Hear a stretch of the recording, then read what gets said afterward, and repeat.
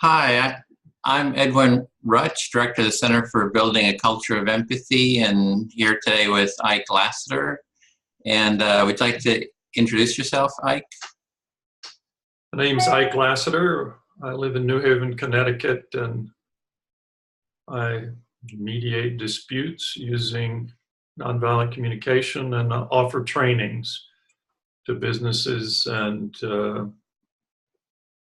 individuals in something that John Kenyon and I developed called Mediate Your Life, which is its foundation is nonviolent communication with some other insights added.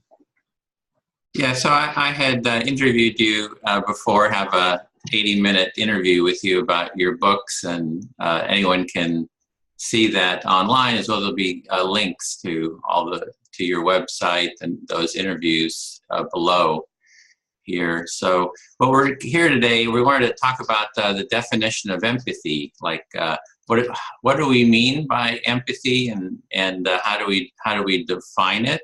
And the process we wanted to use to discuss it is one of us will share our ideas, just whatever we want to talk about, and then the other person will do an empathic reflection to reflect back our understanding of what was said until the speaker feels heard to their satisfaction. Once they feel fully heard, we're going to switch, and then the other person will speak, and the other person will reflect back. So.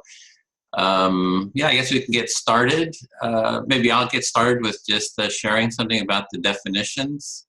Okay. So I've been working on the topic of empathy for about 11 years, and it just comes up over and over again. What the heck are we talking about when we talk about empathy? There's a lot of different ways that the word is defined, and it just causes a lot of confusion. Over and over again, I just see all this confusion that comes up about the different word, what the word really means. And there's even a book out called Against Empathy. And what this person is describing as empathy, I don't even consider empathy. So in fact, I consider something that blocks empathy. So it's just a very confusing mess. The academics who study this all kind of acknowledge it, and so we want to weigh into that now. So, yeah. So if you just give a reflection, sort of kind of the essence of what you were understanding I was saying. Yeah, that there are many different ways that people try to define this term, and it can be confusing. Yeah, that's it. Feel heard. If you want to go ahead, maybe have some sort of a transition, like feel fully heard. We'll just give this a try. Maybe we'll give it up, but let's give it a try to begin with. I was reflecting upon, I have a more prosaic way of saying it. It's a cambalache, or it's an imbroglio, or it's a confused mess. And I think it sort of depends on where a person stands, so to speak, what their stance is in the world, as to how they use this terminology. And in preparing for this, I got confused reading all the different kinds of definitions, and realized that I've never tried to explain the universe of possible uses, but that I use the term as a practitioner, and the terms related. I use the term empathizing and empathy as two different things. They're related, of course, but they're different. One's a process and one's a need. And then I'm also been remembering Marshall Rosenberg's distinction between empathy and sympathy, which I've never found to my satisfaction in my internet searches. But it was very useful distinction as a practitioner. And by practitioner, I mean someone who's using nonviolent communication, or a mediator, or a coach using this approach. So that's where I come from on trying to come up with a definition.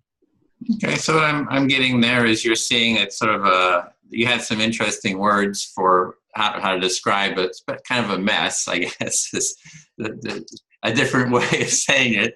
I'm not so good with Italian or whatever. I don't know what those words are based on. And that you're seeing that the definition kind of depends on what your perspective is. It's like where you're coming from, and you're coming from a practitioner perspective, and that you see the empathy being as a noun and as a verb, is seeing that as from your perspective. And there's also the aspect of sympathy, empathy, and sympathy, and you haven't really come across a really clear distinction between the two, or that you're satisfied with, or no, that distinction is fine. I haven't found that was one that Marshall was very clear about in his book to me, but I haven't seen it elsewhere. Literature that is accessible by internet search. Okay, so you were looking for, Marshall Rosenberg has a distinction between sympathy and empathy that's like clear to you, but you haven't seen it kind of in the wider, kind of on the internet, that definition you use. I haven't seen it used outside of those who are using it in the way Marshall's using it and got it from Marshall. I mean, it's really common in the practitioner, NVC practitioner world. Very common distinction. Yeah.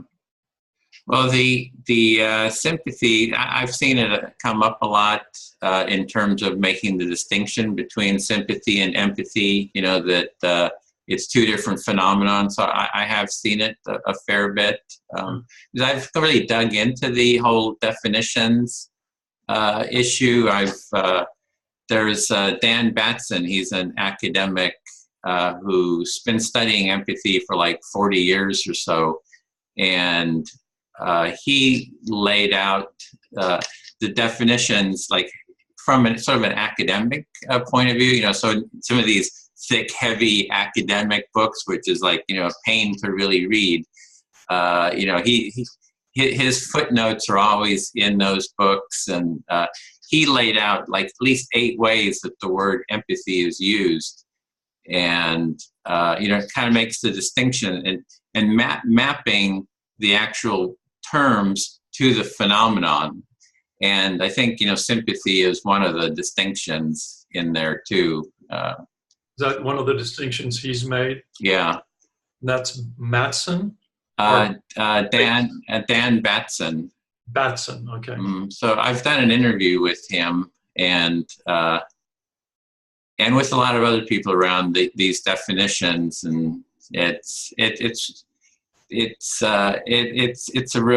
very frustrating because it's really inhibiting, I think, the discussion and the moving forward with like an empathy movement, which is what I'm trying to foster. And if we had like really clear definitions that is easily accessible to the public, I think it would really help a lot to just move things forward, because people are, if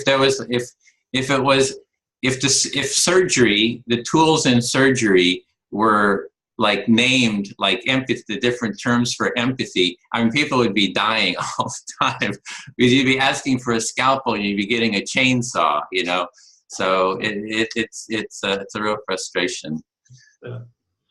Yeah, so I'm hearing the frustration of wanting to have a good definition, and you've talked about some of the literature, and it hasn't satisfied you thus far. Yeah, that's nor it. Nor your interviews with people. Mm-hmm. Yeah, that's it. Yeah, that's interesting. I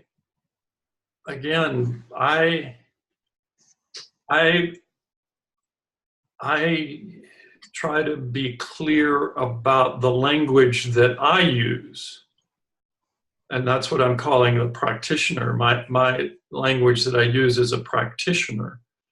But I actually don't talk much about empathic listening or sympathy or the distinctions when I'm working with someone, either coaching or in a conflict resolution situation, acting as a mediator.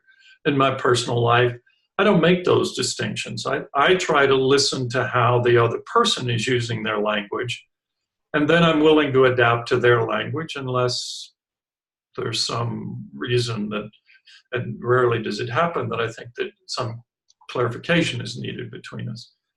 So there are lots of discussions, for instance, on the NVC certified trainer email list about definitions of words and what is a need and what isn't, and so on and so on. And I've opted out of all those conversations because that doesn't matter to me. Maybe it's a phase in the learning process or something, but I want to know, what is the language that the person I'm speaking with, what do they identify with? How are they using their words? So I have a map or a model that is strongly influenced by NVC, but I'm not trying to lay that model on this other person. I'm trying to understand their language and their language, their worldview, their perspective, what their hurt, what their pain is. Or I'm trying for them to understand what my pain, my hurt, my worldview, my stance is. And in either of those cases, I want to use language that they readily understand. I don't want them to have to learn my definition, my language. So I don't spend a lot of time trying to learn a definition or create a definition as if there's some external standard. I mean, it becomes much like a judgment. The same reason I find judgments not particularly useful. The same thing, definitions are useful up until a point, and until that point at which I begin to engage with another person. So that's sort of the essential thing to me about definition. Words are made up. Someone made them up. And so I don't care what, the Grand Poobah says. It's between you and me. What do you say? What do I say? And if I want to connect with you, which is my number one priority, can I connect with you? Can I connect with myself? Can I connect with you? I don't need to know what the Grand Poobah's definition is. So I don't want to come across as anti-intellectual, because I'm certainly not. But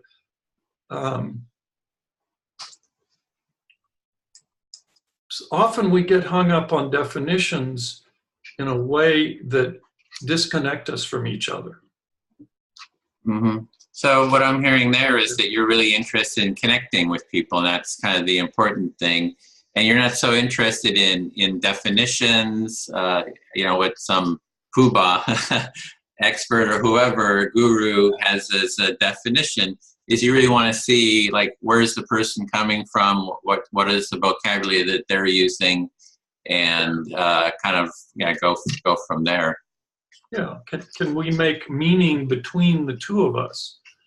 Make meaning in a way that you're telling me something that's important to you, or I'm telling you something that's important to me, and I want to trust that you've heard it. And you want to trust that I've heard you. Yes. Yeah, so it sounds like it's really about the relationship you're having with people, and that, how do you create a sense of meaning and connection between you and others, and not get so wrapped up in maybe definition debates or something. Yeah, definitely. Now, if I write a book, I want to, use language in a way that I predict is most likely to be understood by my reader. But again, I'm in a predictive process, whether I'm with an individual or people in person, a group of people in person, or whether I'm writing a book or an article or, creating a video. It's all about predicting what the other person is hearing. Okay, so like you've written, 4 books, 5 books, and so when you write those books, you are using words, which are just made up symbols, and you do try to write them in a way that sounds like sort of the majority of people would understand or would connect with the majority of people who's your audience.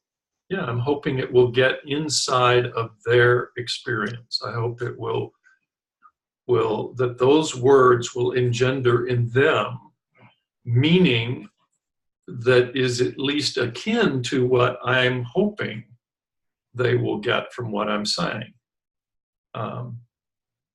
So there's like a meaning that you have in yourself that you're trying to convey to them, and really, how can you convey kind of maybe more the meaning that you have in you that convey it to them? Yes. But, yeah.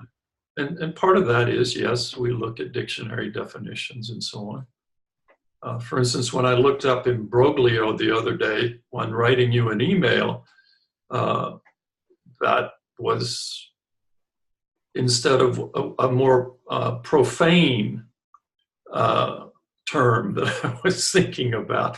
Well, snafu is one of the other ones, but there's even a more profane version of it.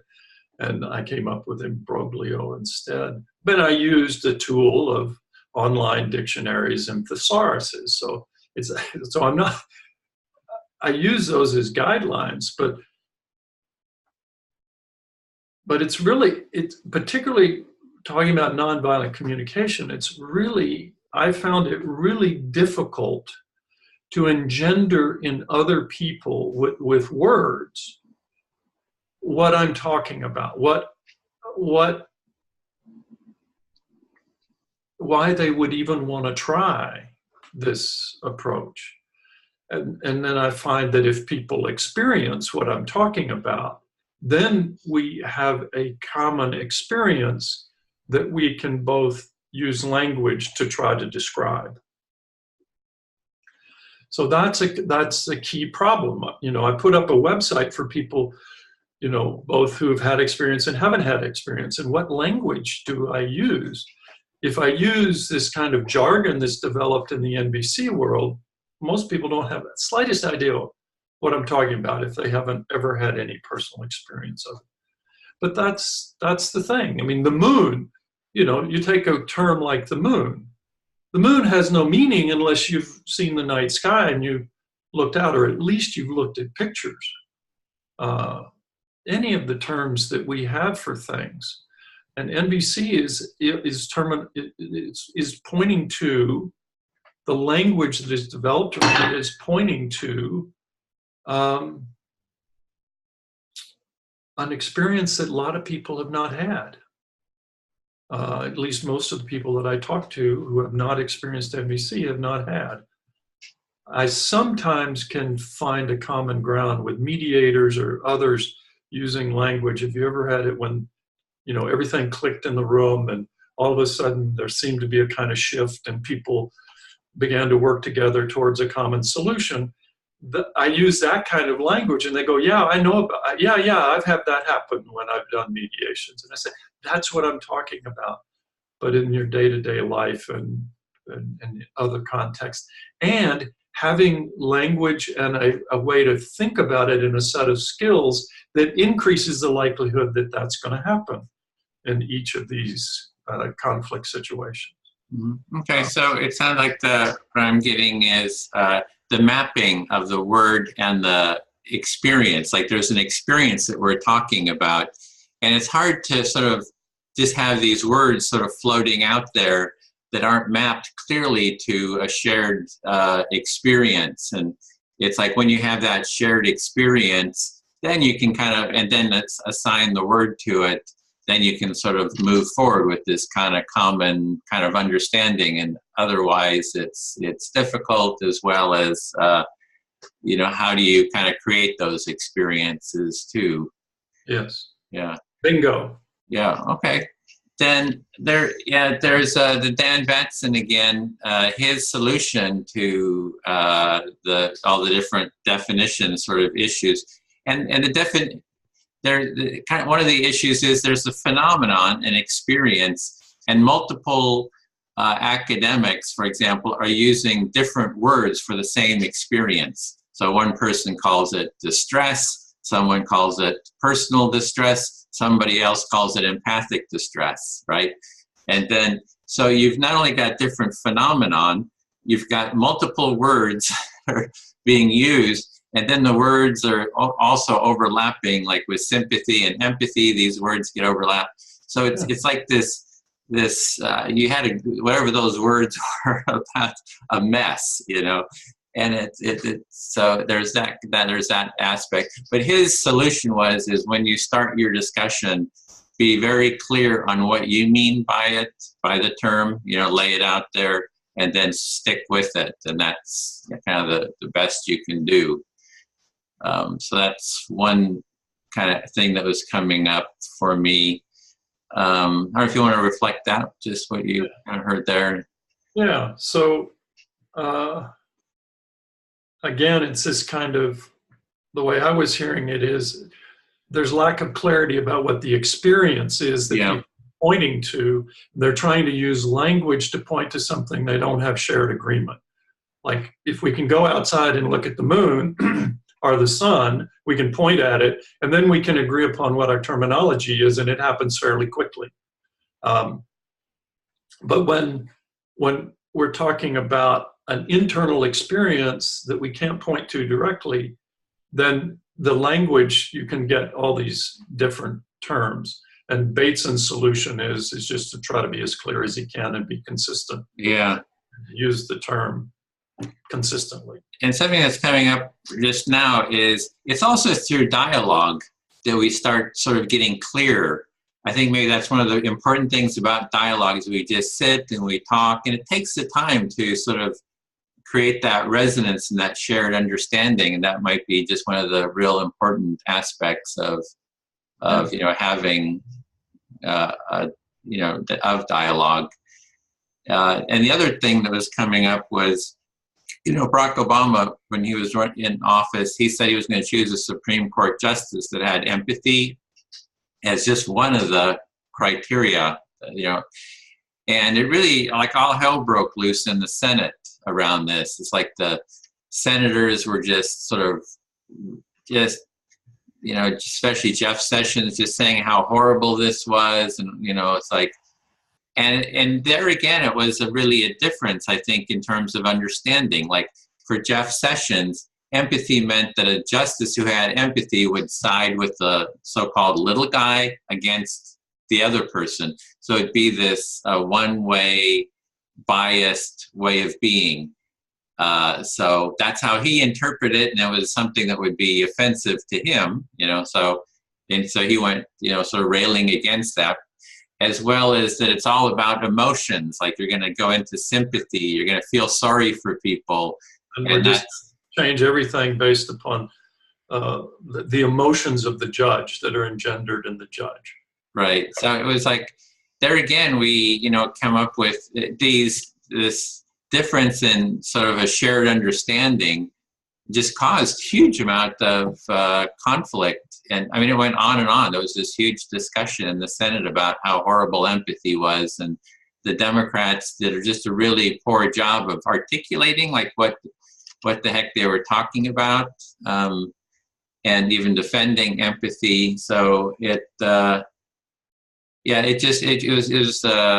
just caused a lot of, and for me, it was a judge that had empathy would be, you know, listening to both sides, hearing both sides, as well as, you know, a really deep empathy would be sort of like a restorative circle sort of a process, right? More of a mediation process versus a judgment process.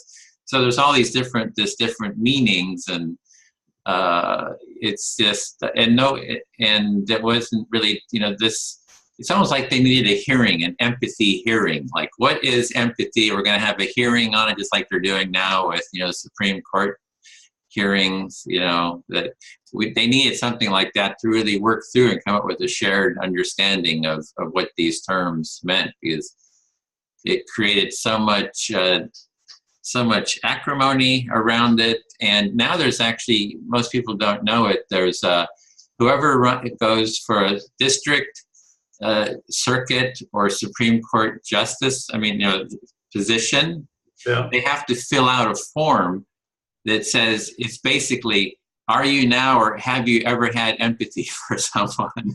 It's like, and nobody knows, hardly anybody knows about it.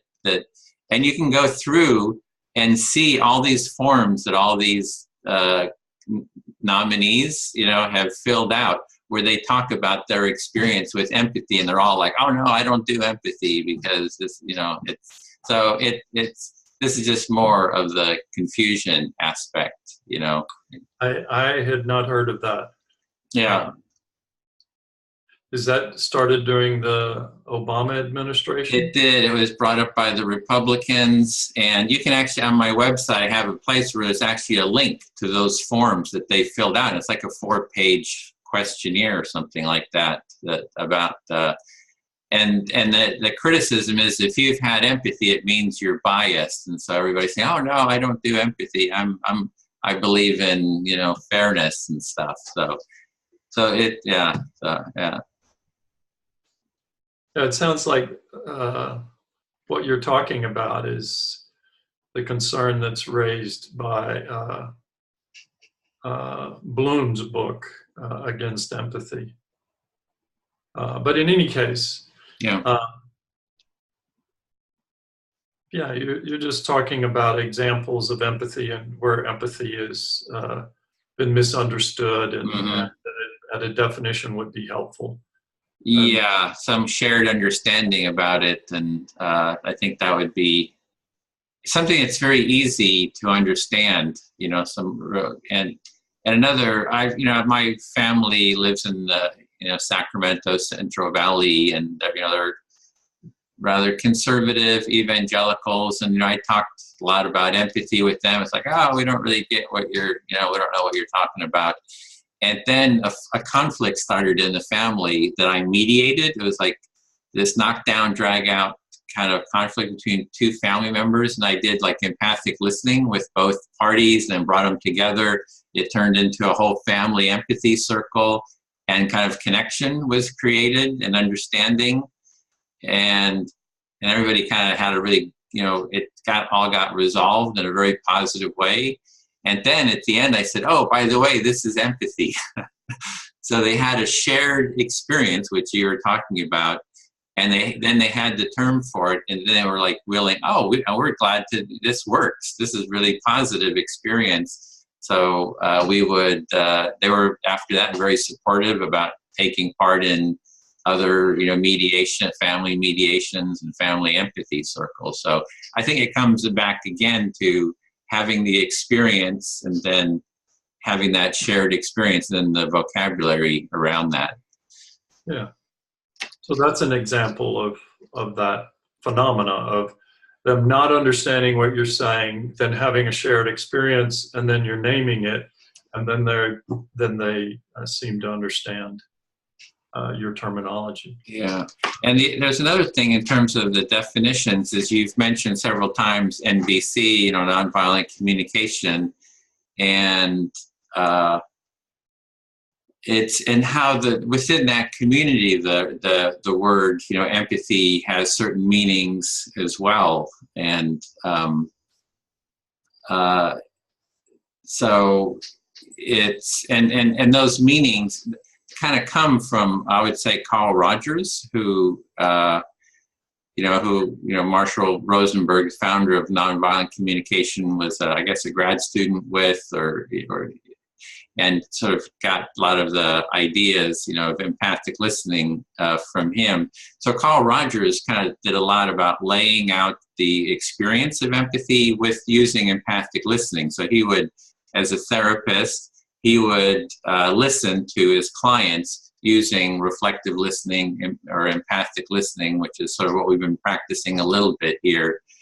And then he was, laid out his definitions of what empathy meant. So I think that, and that's sort of when I talk about empathy, that's sort of the core of what I'm meaning by, is kind of being present with someone and and really listening to them as well as being present, with myself and listening to my own felt experiences. And then also going for me, a culture of empathy is sort of this mutual mutual listening, sort of a group listening, where we're ideally, would like to have the whole society have sort of this as a foundational value of deep mutual listening to each other. Yeah. So you're talking some of the foundations or the history of the term empathy, particularly in VC context, and that's the kind of thing you'd like to move towards for the entire culture. Yeah, it's more I don't like the word NVC really, in terms of like, here we go with words again. And as I understand it, Marshall Rosenberg, I heard a couple of talks where he wasn't too happy with the word either, but he said he kind of got stuck with it. And so that's always for me, it's like the term that maybe would have been even more accurate is empathic communication instead of nonviolent communication, because it seems to be built on how do we have an empathic relationship where we listen empathically. And the problem I have with nonviolence is it's a negation of something. Instead of saying what you're clearly for, you're kind of like negating a term. And I see it like here in Berkeley, there's like no hate, no this. So it's all these kind of terms, no misogyny, no sexism, no patriarchy, no. And so it's negation of all these terms versus saying clearly kind of what we're for. So that's like another kind of an issue. I'm just going to close the window here because I'm getting so overlit here by the window. Just a second, the light.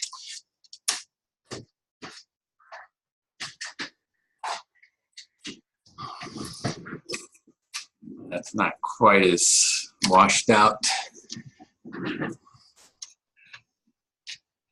Okay.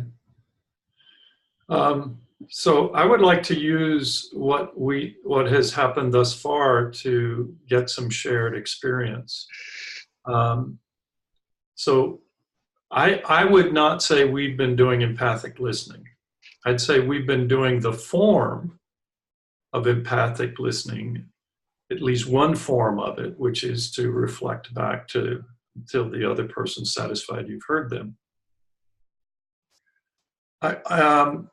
But for me, empathic listening is a process intended to support the other person to have their need for empathy met. And I'm not interpreting what you and I are doing is seeking to support the other person to get their need for empathy met. My needs for understanding have been met by the process that we've been doing. And so it has this reflective form. But for instance, I would call empathic listening if I was in a process in which the other person, the listener, didn't ever say a word. They might just nod every now and then, or their facial expression, or they might have a nonverbal sound that they emit, like, uh-huh, oh, yeah, oh, yeah. Any number of nonverbal sounds. They might even ask me a question which goes to clarification of what I'm saying, in which I trust that they are hearing me and they're getting me and they're understanding me, and that's deeply satisfying and meets my needs for empathy. So for me, empathic listening, what I call the process of empathizing, doesn't have a particular form. There is a form that I teach people in workshops to learn as a step in their learning process. But it is not the process itself. So that's one thing I wanted to point out. Uh-huh.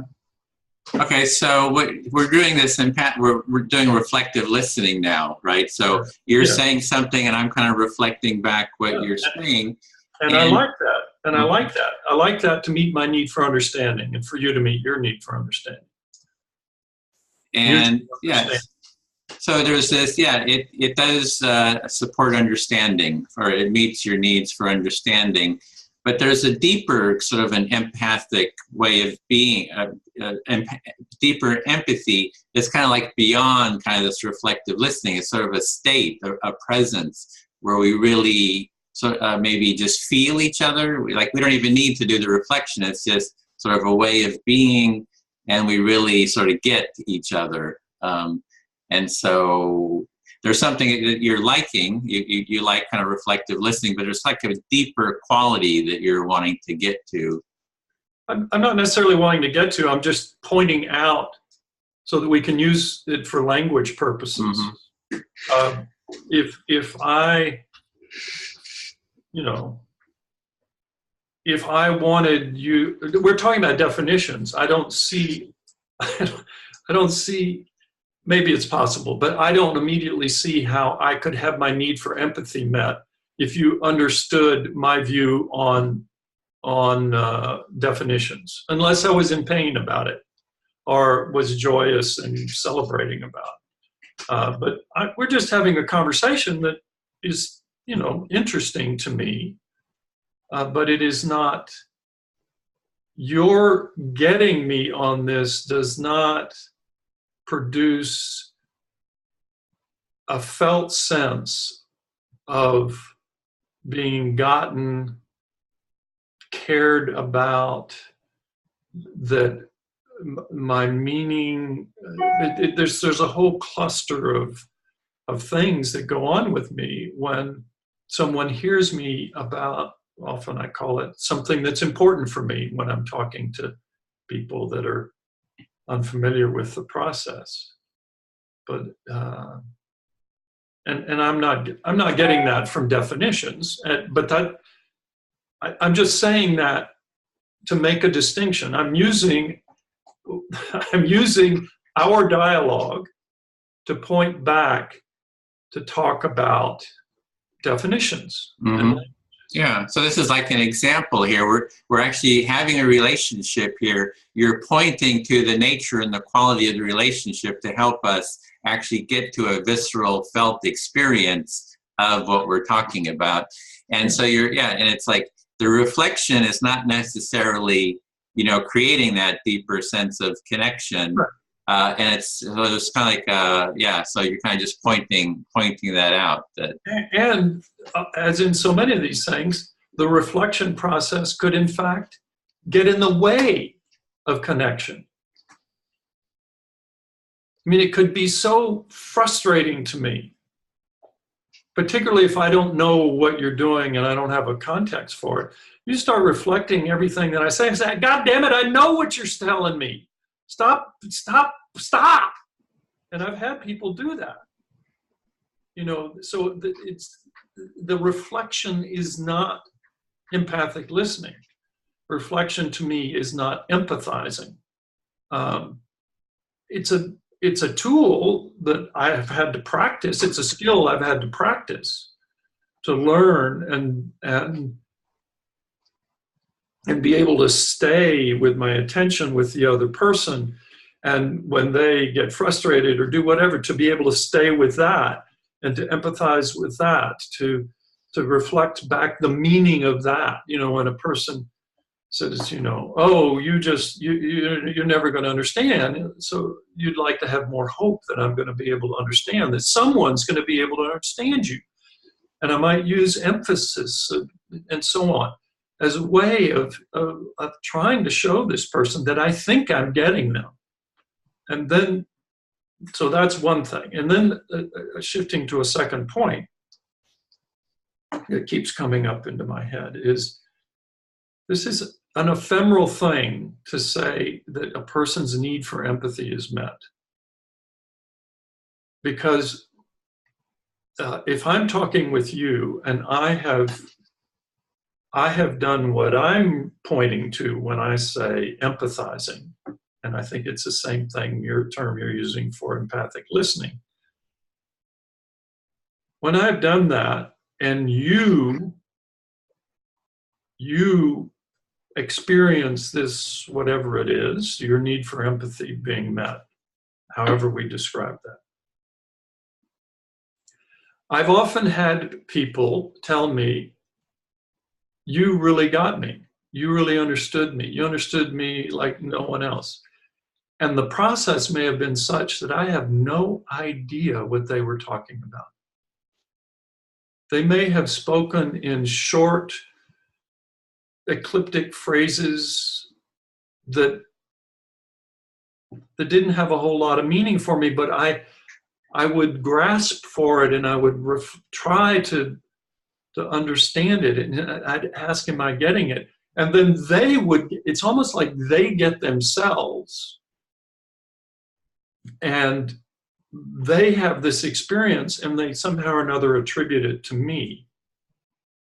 They say, you really understood me. And if they ask me, did you understand me? I said, no, I'm not really sure what meaning this had for you. I don't know what clarity you came to, but it's clearly important for you because often the body language changes, tears come to their eyes. I can tell the moment when they've gotten their need for empathy met, at least for this piece of whatever it is that's going on for them. So that's been a very interesting phenomenon, is to realize that it is not necessarily mutual. I'm supporting another person to get their need for empathy met, and it doesn't mean I understand. So I make the distinction of in empathizing with another person, I'm not seeking to meet my need for understanding. I'm seeking to contribute to the well-being of another by supporting them to meet their need for empathy. Okay, so let me see if I'm getting this. So someone is speaking to you and they having a need for empathy, and you're like trying to really get who they are. What is it they're saying? And it sounds like you're maybe using some empathic listening, and there's a desire for you to sort of contribute to them to really understand who they are. And they say things, and then suddenly they themselves sort of connect with themselves in a sense to feel like they've been understood, or they've somehow seen something in themselves, some sort of connection. And Exactly. It's some sense of deep movement within themselves, and they feel great, very touched and very, even going into tears because of the experience.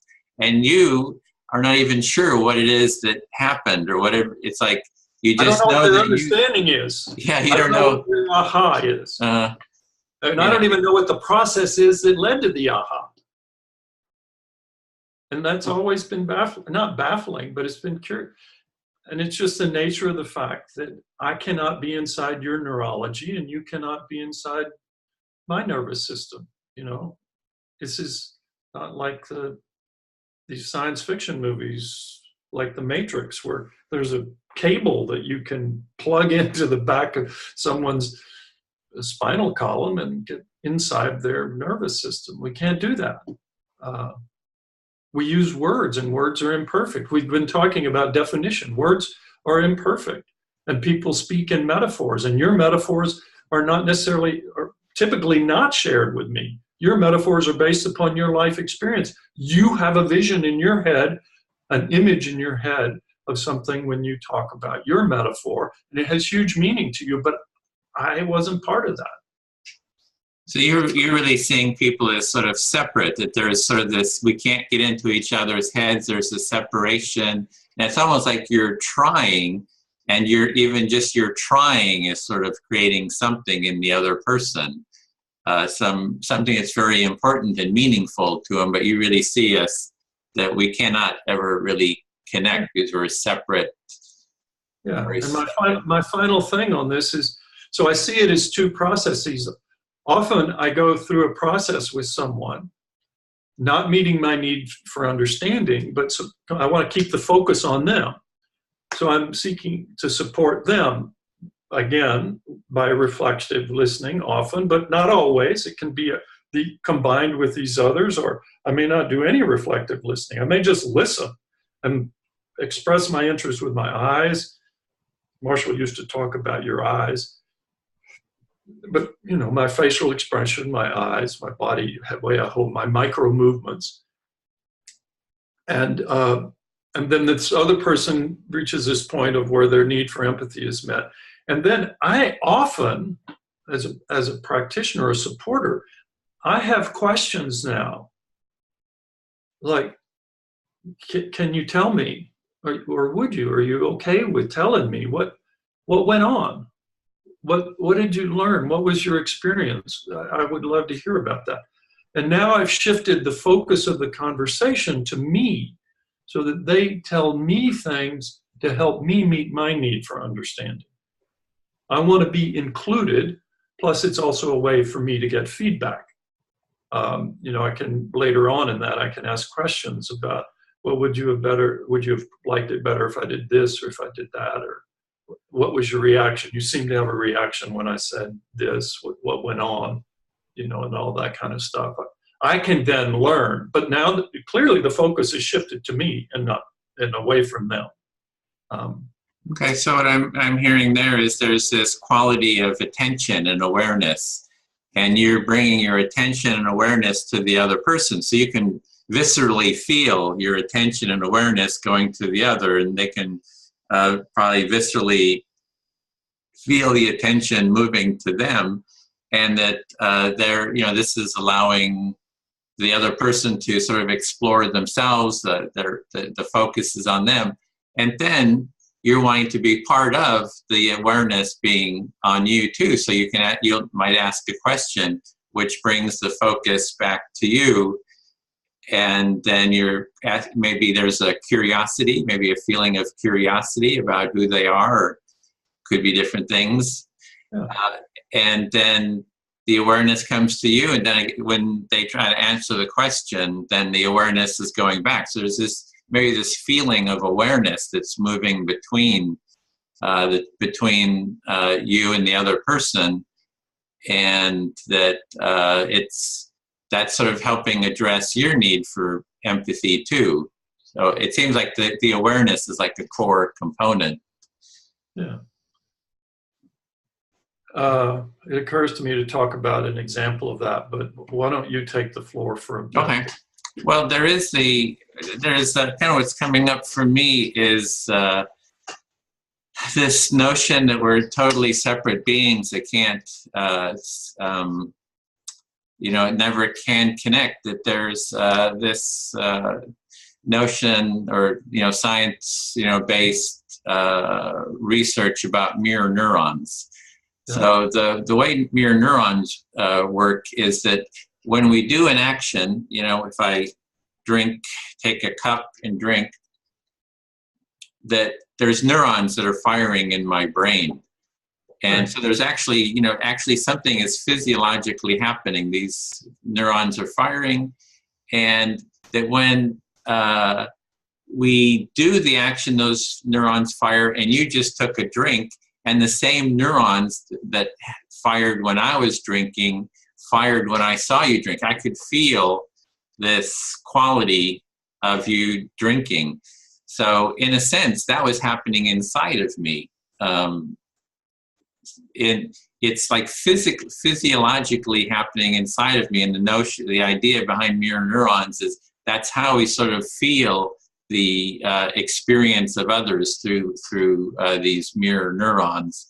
So it's sort of like a bridge, sort of like a Wi-Fi in a sense, between people, that we are actually neurologically connected through these mirror neurons at a felt experience. So if I feel pain, and I see you, have pain, that my neurons fire in my brain. My pain neurons actually can fire in my brain. So it seems that sort of shows that we're not as isolated as we might think.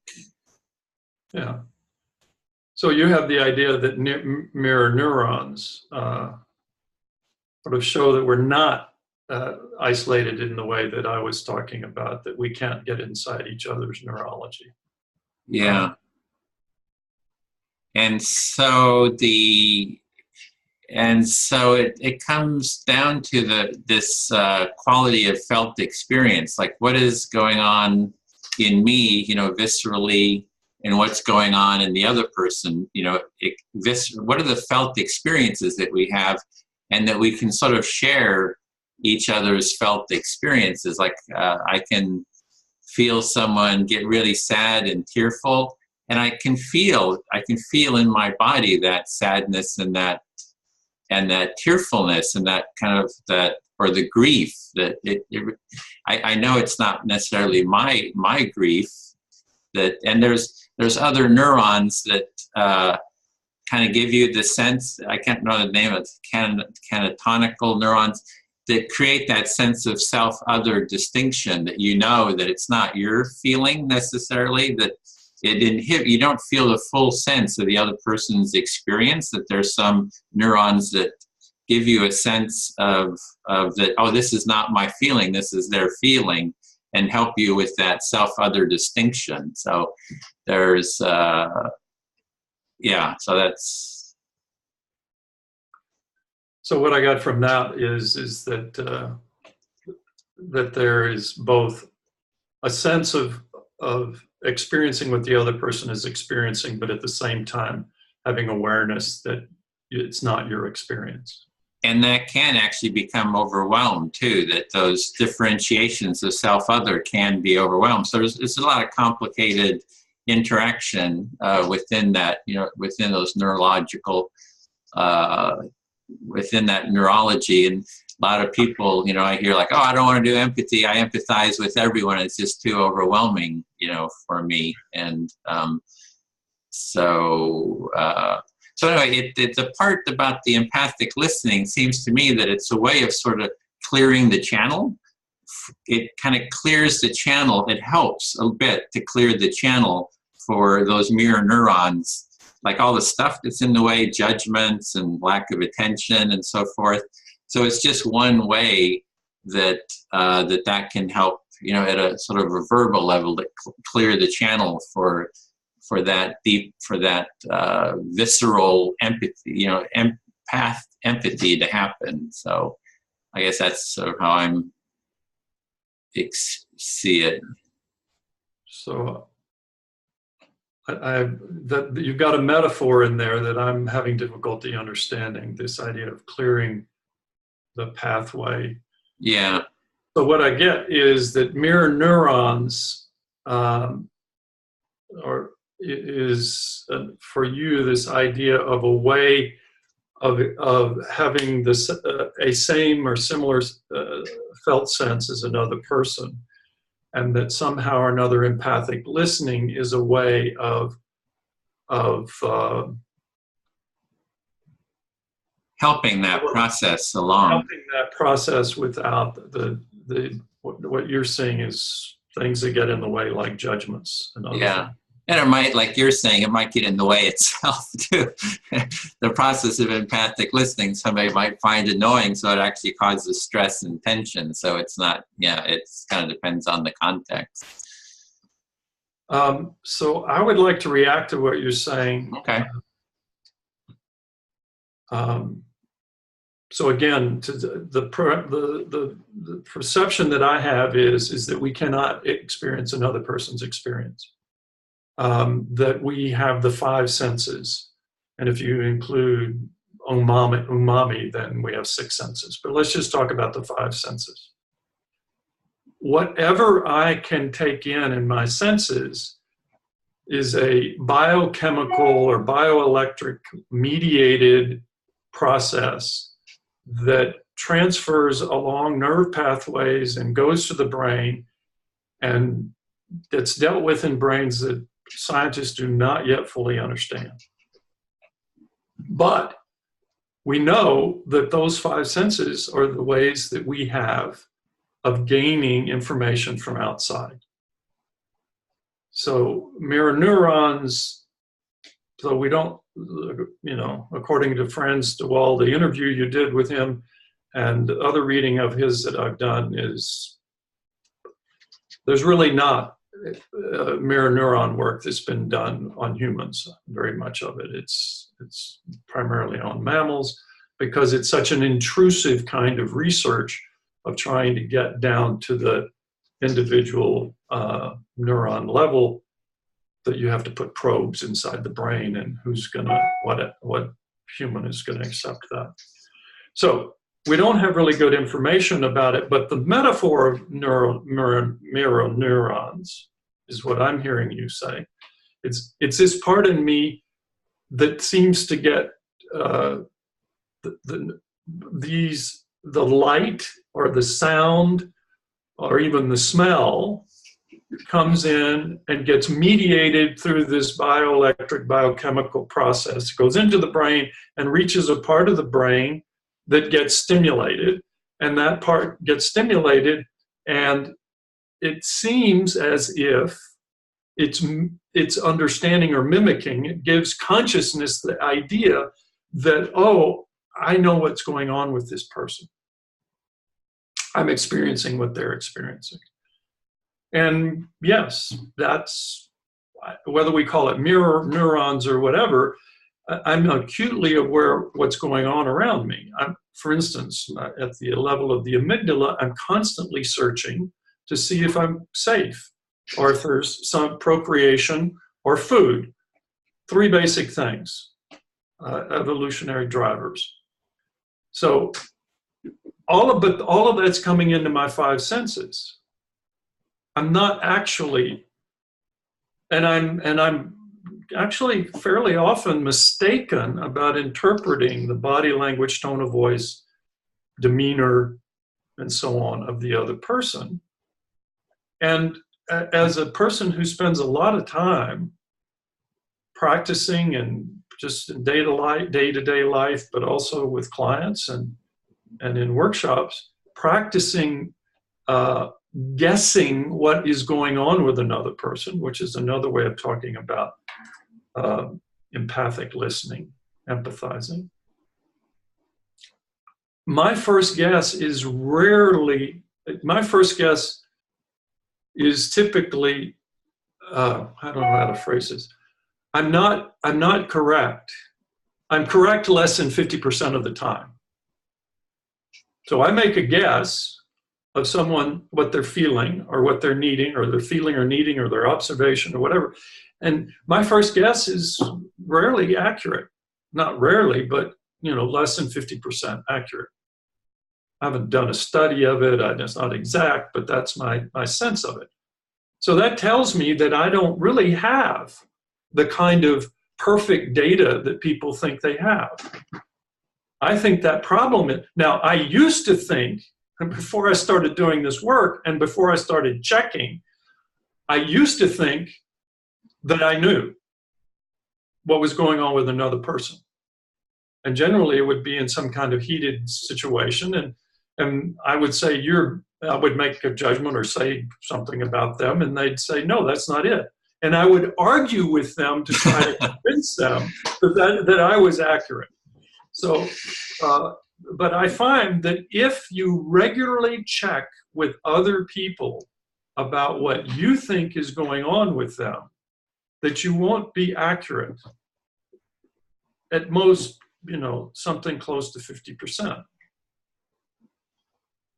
So that really reinforces this idea to me that I cannot get inside another person's neurology, and that they cannot get inside of mine. I have these tools that you're referring to, this idea or metaphor of mirror neurons for humans. And certainly I experience that kind of thing. I see someone stub their toe and my toe hurts. That's where in mammals I understand the mirror neurons have been tested most, is the perception of pain in somebody else, or another mammal, a monkey or whatever, and they jerk back or they react, or they get upset that the other monkey gets the grape and all they're getting is pieces of carrot. They really very interesting studies about that. Anyway. So to summarize for myself, what my pushback is that I see that we're inside our five senses, and we're using imperfect, but the best we have, skills of trying to understand the other and to be understood by the other. So yeah. So you're just kind of going back to saying that we're separate beings, and kind of give an example of that you try to understand someone else, and just, half the time you're just inaccurate, and seeing that as sort of support for just showing that we are separate beings, and it's really hard to accurately grasp what someone else is experiencing. Yeah. And it's the second and the third guess where, if you're 50% accurate, then if you get a second guess, you have a 75% probability of guessing correctly. And if you have a third guess, you're now at whatever it is, 87 or whatever, Mm-hmm. half of 25 added to 75. And you keep narrowing down. It may take 3, 4, 5, 6 guesses, but you can hone in on what a person is trying to communicate.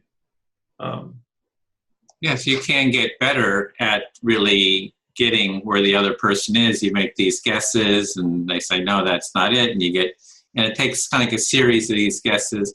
But even you're starting with sort of 50% accuracy, and then moving up towards your accuracy by making these guesses. So, but you're still seeing, even within that space, even that 50% where you're accurate, there's something there.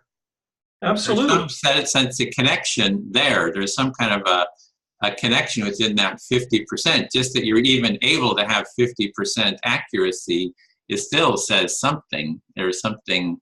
Well, it's saying something about that we're not as separate maybe as we would think, because if you have that 50% accuracy is coming from somewhere. Well, we may need to talk about definitions here. You use the word connection, and I'm not what I'm talking about is the capacity to know what another person's experiencing. And I can't know that. Is my perception of the world. I come from having spent nearly 40 years in the yoga world as a result of being married to a well-known yoga teacher. And there were a lot of people in that world that had a worldview that there was this kind of energy and so on, and that they really knew what was going on in another person. And it took me quite a while to sort through that for myself, but it was pretty clear to me that that's not true, particularly when I started checking. If people start checking what they believe they know about another person's experience, then they will start learning that they don't know. They're misinterpreting. And that goes on to a lot of the hurt and that goes on in offices and in families and in all sorts of situations. People, air traffic controllers reflect back, climb to 35,000 feet. Roger that, climbing to 35,000 feet. Why do they do that? Because it's life and death. Now, then we're in our families, in our workplace, and it's life and death, maybe not so dramatically so, but still it's our lives. And we don't check. Our boss says something and we interpret it. We think we know what they meant. And we're not inside their experience. And we make an interpretation, and our interpretation is truth until we figure out some way of either checking with them or doing some process like self-empathy, in which I can begin to see other alternatives, and particularly if I combine self-empathy then with silent empathy. If I can get my need for empathy met, if I can get sort of, my need for empathy met to where I'm not blocked by my hurt, and then my mind can go to the other person and guess what their feelings and needs are, then I can open up a space to where I can contemplate what some different interpretation than the interpretation I first had. Mm-hmm. And that opens up our lives when either we check with the other person or we do our own internal work. We may be supported by somebody else, but it's our meeting our need for empathy. When someone says something that we interpret, that we're hurt because of our interpretation of what they said. They may not have intended that at all. Again, if we're around 50%, 50% accurate first time out, and we don't check, then most of us are going around being hurt by all sorts of things that are not probably intended to hurt us. Okay, so what I'm kind of getting there is that we do have a certain quality of percentage of being accurate about the world around us, what's going on in other people, but there's a big percentage of it is not accurate.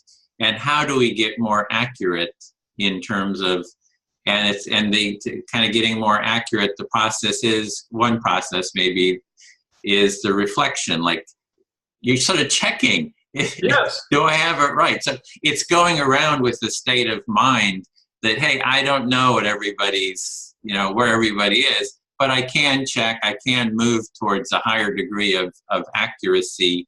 And it's important to have that accuracy. It's even used by the air traffic controllers to have this accuracy aspect.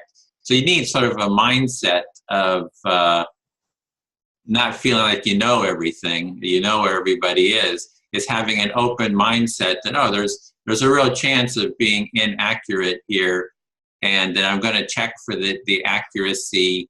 So there's a sort of a state of mind of openness needed there, as well as the state of mind of I don't know necessarily, and particularly if I get jolted or if somebody says something, I now check with people behind the counter, taxi drivers.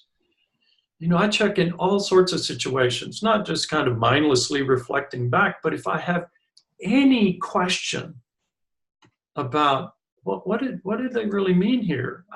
I'm on the phone. I'm talking with someone who I don't even know. Say, let me make sure I really understand what you're saying. Is this what you're saying? Often they go, no, not quite. And so I go around more so now. It's greatly improved with you said it earlier, something about like, I don't know, my not knowing. Profoundly, I'm not likely to be, completely understanding, even though, and I particularly see it in the clients that I work with. They get their lives all bent out of shape about their interpretation of things, and I say, have you checked with this person? Is this what they mean? Oh, no. Well, how do you feel about it? Mm-hmm. And they go, oh, no. I can't check, like, oh my God, that. So it's that space of the inaccurate interpretation or the inaccurate understanding that is sounds like full of the conflict, because you're making a big driver. It's not always. Yeah, it's one big. It's a field of potential conflict.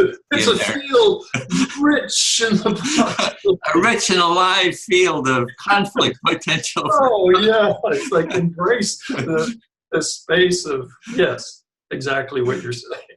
Yeah, so it's like how do we get that? And the empathy, or at least the reflection, is kind of checking. It's kind of checking, and you kind of. And then there's also the quality of the deeper felt experience is there are, to be able to find, you would, in NVC that you use the word, there's the concept of feelings, like what is the person feeling? And then what is sort of behind those feelings? These deeper, you would call them needs. I would call them feelings that people desire. So that's a whole nother kind of topic for exploration. Is that there's a felt experience, and to be able to be accurate about naming and reading, being aware of the felt experience that we have. For example, we just both had a fun, humorous exchange here with the humor of seeing, you know, that field of potential conflict and potential, and it was sort of humorous. I mean, there was a sort of a connection I felt of the humor in seeing the potential of the, you know, there. So there was a feeling that we both kind of, I thought we both, maybe I should check, that we both felt. I would check with you. Because my laughter was animated about a lot of mourning. Yeah. Remembering so many of these really painful situations in which my care for other people was stimulated. A compassion arose in me as a result of the tremendous amount of pain that has been stimulated by this misunderstanding, this field we were talking about. And I was using laughter as a way to I don't know what the correct word is. Or cut the tension maybe, or it sort of transforms the pain. I think it's just a childhood training. It's a way of not acknowledging pain, but trying to laugh and make a joke about it. And it was just that. So I'm curious, given what I've said, is that what you experienced? In terms of the inaccurate readings of? No, in terms of when we were both laughing, did you experience a sense of sadness and mourning underneath it? But mourning needs not met. Yeah, it's you know, I would need to feel into that. Like, what is it's sometimes it's like a sense of sort of the absurdity of it all. It's like I don't know what absurdity is like. It's kind of like, how did we get into this mess? How it's just, how can something like this exist? Sort of this state of being sort of exist, or something. I don't know, what is the? I'm grasping it. You know, trying to feel into it. It's kind of like there's a constriction. It's like trying to get open around it. Yeah.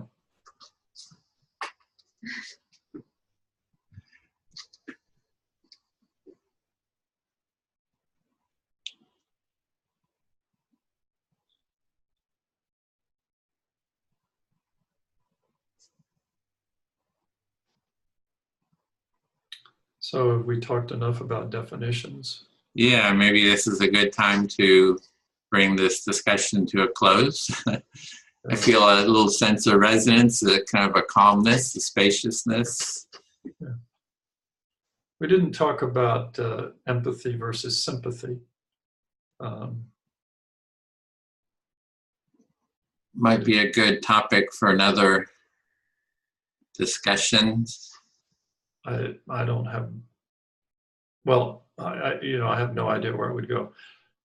Let me just say, and my definition is heavily influenced by what I remember Marshall Rosenberg saying about it, and then going out and testing it, so to speak, in my personal life. So sympathy is when I hear somebody talking about something, and I then tell a story that to me is similar to their story, that engenders in me what I imagine is being engendered in them when they're telling their story. So the key piece to me is that I bring the focus back to me. And I'm talking essentially about my pain. So you tell me your dog died, and then I tell you about my experience of when I've had a dog die. Mm-hmm. So I'm moving, my hand is moving back and forth, but the focus was on you when you were telling me about the pain you've experienced by your dog dying. And then I shift the attention, the focus to me and say, yes, I had a dog die. Okay. So, so it's a quality of shifting awareness, like instead of staying present with the person who shares about their feeling about their dog dying, you shift the attention to yourself. And without incorporating everything we've said earlier on this tape, the distinction then with sympathy, with empathy, or I would call it empathizing, would be I focus my attention on you and I keep my attention on you during the process of empathizing, which may include reflective listening and may include other things, other strategies to support you, including making a joke, including giving advice. Sometimes people want advice, and I'll move and shift and suggest other things and so on. No, I want advice. I know the difference.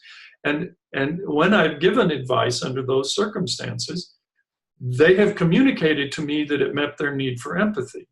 It's like I cared about them, they heard me, they understood me, the advice was focused for them. And I didn't see it, it's certainly not a strategy I would start with, but what I'm trying to surface here is that empathizing is a process. Meeting a person's need for empathy can be met by many different processes or strategies. And it's that empathizing and meeting someone's need for empathy are not synonymous. And people don't always want to be empathized with. So there's a need for empathy. How would you describe that need? It's like, there's a felt experience of a need.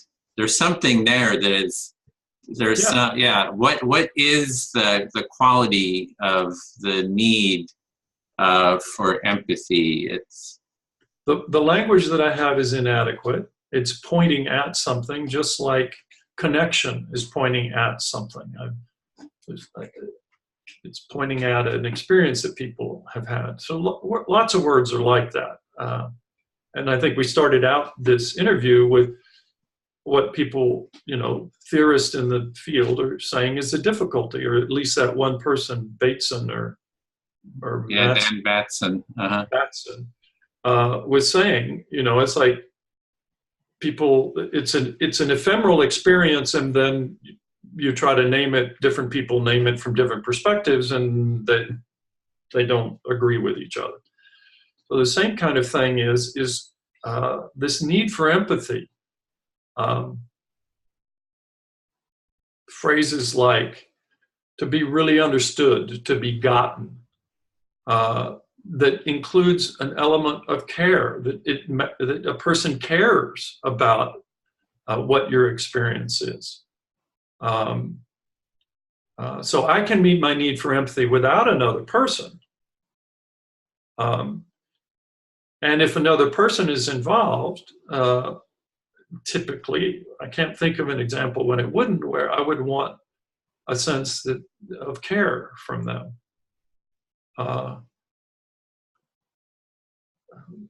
But other than that, I just, so it's hard to point. It's like these words are pointing to it, and it's difficult to really articulate or explain what that need for empathy is. Yes. But I do know that I know it in practitioner terms. You see, I don't need to have a really good definition for someone having a need as a practitioner. I don't need to have that because I can see it. I can, and people report it to me in different words, but that are pointing to a similar phenomena. As a practitioner, what's important to me is I know my attention is on the other person. And I care, and I'm seeking to support them. I'm conscious of my need is to contribute to their well-being by being present and listening in a way that they then meander through their experience in a way that becomes incredibly satisfying. And that's what I call meeting a person's need for empathy. But it's a process that I can support a person on. Okay, so you're kind of coming at it from what you call a practitioner, sort of a doing, way of doing this, and you're seeing that they have this need. There's something there that they want, and that you're kind of bringing your awareness and your attention to them, and you can just experience. Maybe you're just experiencing that this is really supporting them in their. It's difficult to describe, but it's their feedback is that it's helping. It supported them. It helped them. Mm-hmm. I typically try to remember to ask after one of these experiences, to ask, do you have any feedback for me? What did you like about that? What was that like for you? I call it the learning stage. It's a reflection to support them to see what they learned so that they can learn from this experience for future experience, but it also meets my need for feedback. And so I want to remember to do that. And so get feedback, like how they were moved, like what happened for them, and it's kind of supportive for you, and to hear how they were moved. Yeah, and I was telling you that to tell you where I got the data from to say that they find it valuable and they report to me that it's valuable. I'm not only using my five senses to observe them, but I'm also then, actually asking them to articulate what their experience was and did they find it valuable and useful. So I have a bigger data set than if I just sat and observed the process and then the process is over with and we went to something else. As part of my training of others and of training myself, I've included this conscious, reflecting back on what we just did. Mm-hmm. So you've gotten feedback from them it's not just your own observations, you're actually hearing feedback, which is creating sort of a richer understanding of the experience. And I still don't have a definition. It's an operational definition. Well, there's something that's coming to mind is just a paper I read and a video by Carl Rogers, and he's referencing Gene Genlin, saying that everyone, and this is sort of the theory, the model, is that there's an ongoing felt experience that we have in ourselves. Everyone has an ongoing visceral felt experience that is constantly shifting and moving. And it's the empathy by being for something to be heard and seen, a quality, it helps us to move forward in our forward motion of that felt experience. Like having something be seen, a feeling be seen, almost like it can then move to the next level, to the next, something else can move. So if you're feeling stuck, you hear this feeling of stuckness, the constriction, and when you're able to share it, it kind of opens and allows you to kind of move into this next feeling. And so there's this there's this ongoing flow. You're kind of like unblocking the flow, as well as maybe if it's a positive feeling, having that feeling be heard is sort of a flow of a good flow. It even increases the feelings, like joys shared or joys doubled, sorrows shared or sorrows halved, the old wives' or phrase. So maybe it's something around that sense of flow of the flow of our felt experience. Yeah, I'm familiar with that and that approach. This idea of that we're having an ongoing felt experience. Well, that seems clear to me in my personal experience because I'm constantly in my felt experience. The other descriptions of it I don't connect with so much. It just or how empathy. So if you can stand it, I would like to tell you my theory of what's going on. Okay. So a lot of this is influenced by, or at least my metaphors come from the book Thinking Fast and Slow by Daniel Kahneman. But there are several other books that clearly demonstrate this idea that we have the nonverbal part of ourselves and the verbal part of ourselves. The work of Gazzaniga, and also there's a fellow in Northern Florida State. I forget the name of the book, and I forget his name.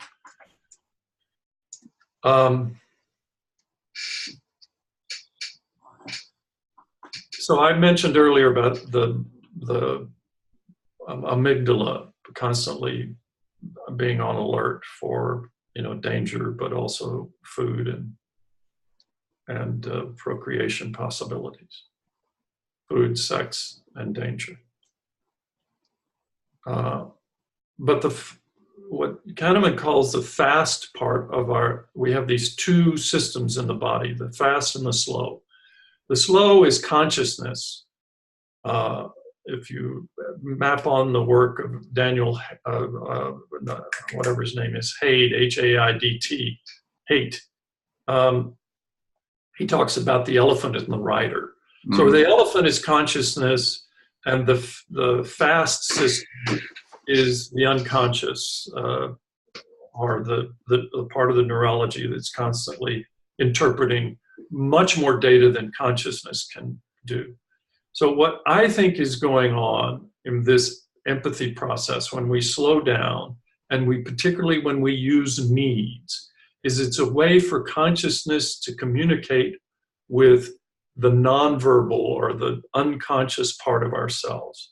That all of this interpretation of the world is going on and is there, but it doesn't.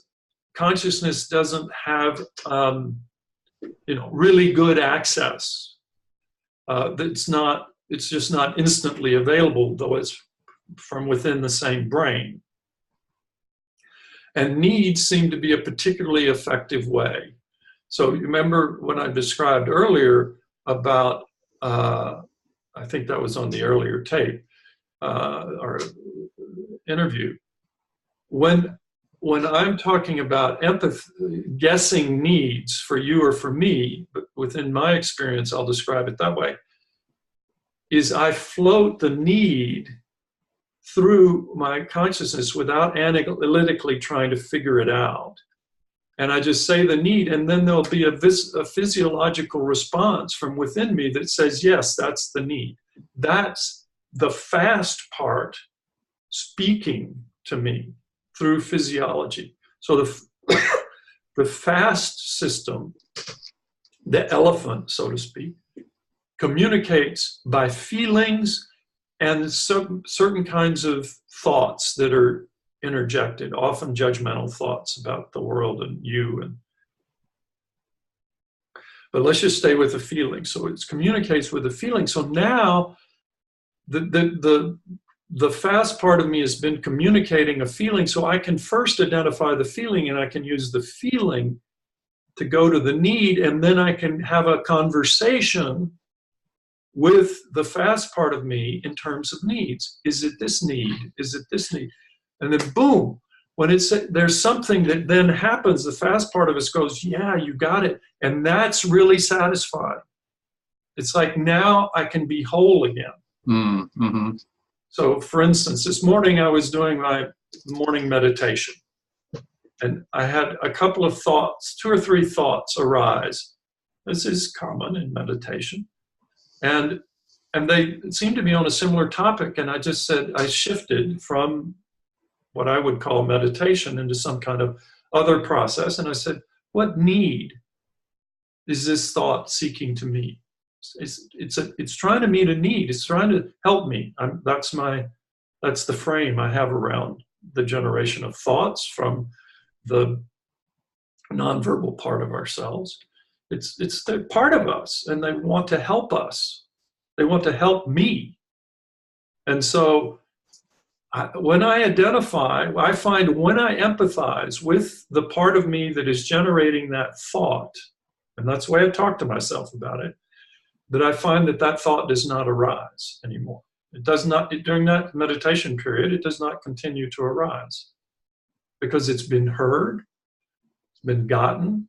Now, maybe there's a request in there also, in which case I would need to acknowledge and understand the request. And it's also possible that another part of myself will speak up and reply, in which case I have a mediation in the different parts of myself about this, but I'm going too far down the road on that. But just this idea that there's a nonverbal part of myself that is interpreting the world and generating these judgments into my consciousness. And empathy to me is a part about creating a kind of unity of these different parts of myself that, yes, I'm hearing you, nonverbal part, and and bringing this into consciousness and understanding the need has this transformative effect. It creates clarity in me. Maybe this concept that you were talking about from this theory from Genlin and Carl Rogers is a sense of moving forward. It's like I'm not stuck in that, in my meditation example, I'm not stuck in that thought continuing to come up. And the meditation instruction is simply to realize that I'm having the thought and come back. But instead, I realize I'm having the thought, I empathize with the need, and then I come up and I find that thought does not continue to arise in that session. And if I do it over time, it tends not to arise because that part of me is being heard. So anyway, this is my theory of how, of what is going on when we actually empathize with ourselves or with somebody else. Okay, so you have a model, like the model I was explaining didn't quite fit for you to begin with. And then you're sharing your model, which is that there's sort of a subconscious part of ourselves, an emotional subconscious part, which is the majority, like using the rider and the elephant metaphor, that the elephant is the body, the felt experience, and all this. It's a very fast movement. There's a lot of quick movement within that. Very quick decisions, very quick analysis. Not always accurate, but very quick. Mm-hmm. And then there's the more conscious part of ourselves, which is slower, maybe more deliberative, and that the empathy is the way of sort of integrating the two. It's like from the consciousness going into that unconsciousness to what the needs are, the desires, the yearnings, and hearing that and bringing that into the consciousness. And when that happens, it's sort of, there might be kind of problems in the consciousness that sort of get resolved. That there's something that wants to be addressed, and that by seeing, feeling into, and bringing that into the naming the needs, that it kind of helps resolve that, and you move on to the kind of the next sort of steps, the next. It seems that the nonverbal part communicates a real satisfaction. Yeah, been gotten. I mean, it's, to use that language, it's being empathized with. Yeah. It's interpretations like, okay, yeah, I get it. You understand that I'm afraid, or that, I have a need for safety. I have a need for protection. Whatever the need is. So when it's registered, when it's experienced, when it's accurately. I like that, registered. Yes. Yeah. then there's actually a feeling of satisfaction comes. There's a sense of sort of resonance, and it's like an integrative process. It's integrating sort of the conscious and the unconscious or subconscious. I'm not sure what the right word is. So it's an integrative process, and there's a positive, pleasant feeling when that integration happens, because maybe there must be we must have a need for integration in general, so when that need for integration happens, it feels good. So it's sort of our body telling us, or being telling us, hey, this is important. We're going to give you a little bit of pleasure here when this happens. Yeah. So I realize that it's analogous to when I work with another person in a conflict situation, or in a one-on-one coaching situation.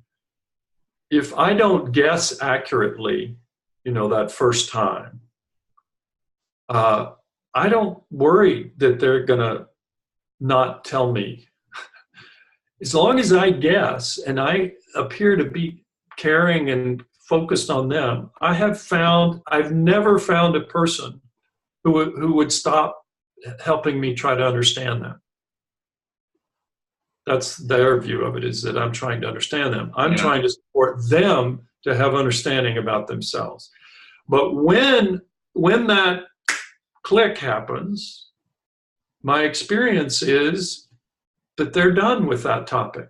Mm-hmm. So we can be in an incredibly heated, tense situation, and if this person interprets that I've understood them, then they stop trying to tell me about that, because their need for understanding has been met, is my interpretation, and they move on to maybe they might have a line of mm-hmm. things they want me to understand, and they feel in conflict or distress about.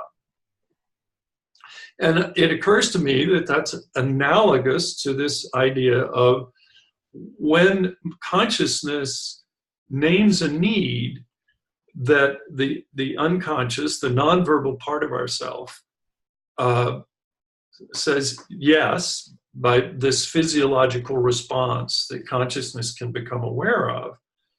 That now it's that the unconscious doesn't need to keep informing me of that danger, like that's registered, or whatever the need is. It's now registered on consciousness, and there's some kind of, okay, now I can relax some, and we can go on to something else, if there is something else to go on to. So it's this kind of clarity. People talk about it, I talk about it, others talk about it as clarity. So when you empathize and a person's need for empathy is met, they often in the feedback talk about it as being clear, getting clearer, being clearer. Yes, there's this whole physiological part, but their experience of it is, now I'm better oriented in the world. I know what my need is, and now I'm thinking about ways to meet that need, how to get that need met. And that's one of this is now going off onto another topic, but that's what I believe is so key of finding the need met or not met, is then we start looking consciously or unconsciously. Once we've named the need, then the unconscious will start looking for strategies to meet that need. And in consciousness, often when a person names a need, the next thing they'll do is start brainstorming ways to meet that need. They'll go, I guess I could call up my sister, I could go to my boss and ask if that's what he said, if that's what he meant. All of these kinds of things. I need to pay attention to time here. I just realized. Yeah, we've gone for about an hour 45 minutes. So Yeah. I just ran over a coaching session that I have. Oh dear. Okay, I need to get off. Okay, well, great. Well, this is, we're just getting into some real for me, exciting, clarifying, ways of articulating this. And I was wondering about your need for for understanding, or kind of need for understanding. But well, let's end it there. We can always pick up at another time, and yes, that's it. Well, thanks for Thank you very much. Bye-bye. Bye.